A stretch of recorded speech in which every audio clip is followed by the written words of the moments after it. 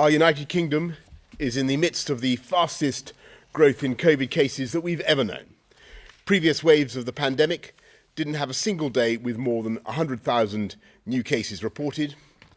One day last week, we had 200,000 people test positive, and the latest figure today is another 218,000, though that includes some delayed reports. So anyone who thinks our battle with COVID is over, I'm afraid, is profoundly wrong.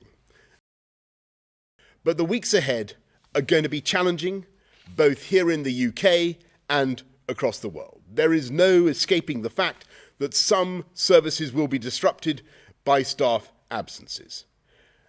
But we've been working through Christmas to prepare for this wherever possible. And if we all play our part in containing the spread of this virus, the disruptions we face can be far less severe than a national lockdown, with all the devastation that would bring for the livelihoods and the life chances of our children. The government is acting to protect critical national services, to keep supply chains open, and fortify our NHS to withstand the pressures ahead.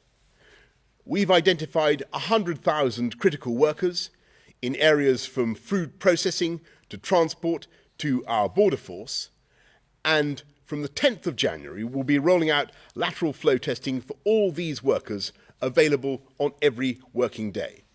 We'll be sending testing kits directly to these organisations and liaising with them on the logistics.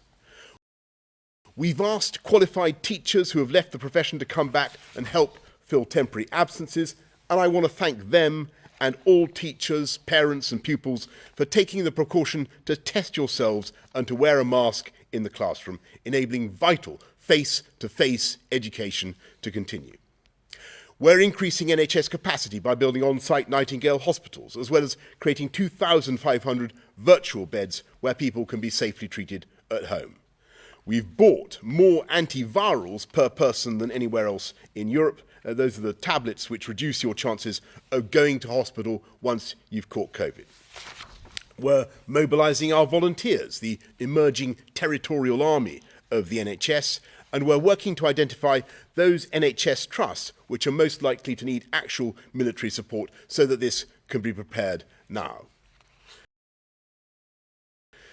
As our NHS moves to a war footing, I will be recommending to Cabinet tomorrow that we continue with Plan B, because the public have responded and changed their behaviour, changed your behaviour, buying valuable time to get boosters in arms and help the NHS to cope with the Omicron wave.